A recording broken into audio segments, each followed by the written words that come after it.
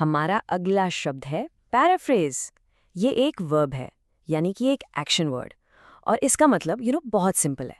जब आप किसी चीज़ को, चाहे वो लिखी हुई हो या किसी ने कही हो, अपने वर्ड्स में एक्सप्रेस करते हैं ताकि सामने वाले को ज़्यादा क्लियर हो जाए, उसे ही पैराफ्रेज करना कहते हैं।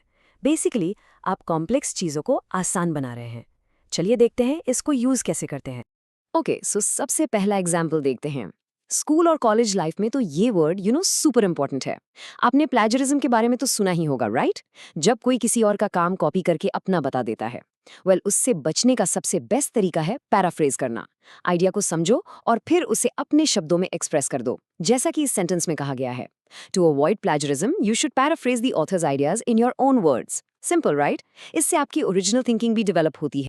और हाँ, ये सिर्फ एकेडमिक वर्ल्ड तक लिमिटेड नहीं है। सोचो जरा मीडिया के बारे में।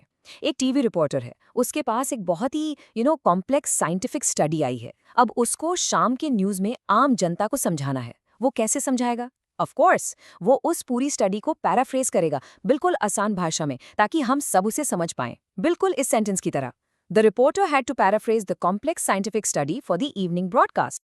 चलिए अब आगे बढ़ते हैं प्रोफेशनल वर्ल्ड की तरफ।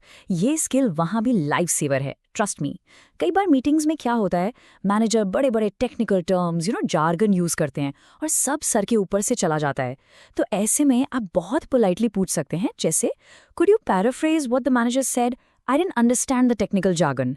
ऐसा पूछने से आप कॉन्फिडेंट भी लगते हैं और ये भी शो होता है कि आप चीज़ों को ठीक से समझना चाहते हैं। एक्चुअली ये चीज़ इतनी इंपॉर्टेंट है ना कि जो एकेडमिक राइटिंग गाइड्स होती हैं वो इस पर बहुत ज़्यादा फोकस करती हैं। ये कोट देखिए कि बिल्कुल पॉइंट पे बात करता है। ये साफ साफ कहता है कि आपको क्या करना है। Let's read it.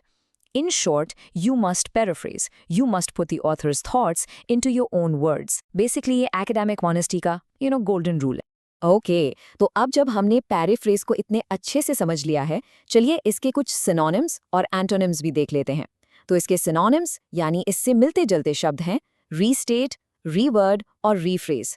इन सब का मतलब लगभग सेम है, किसी बात को दूसरे ढंग से कहना। और अब आते हैं इसके एंटोनिम्स पर, यानी इसके ऑपोजिट्स। वो है क्वोट, कॉपी या रिप्रोड्यूस। इनका मतलब है जैसा है बिल्कुल वैसा ही छाप देना, विदाउट एनी चेंजेस। तो हमेशा याद रखिए, पैराफ्रेज करना मतलब कॉपी करना बिल्कुल नहीं है।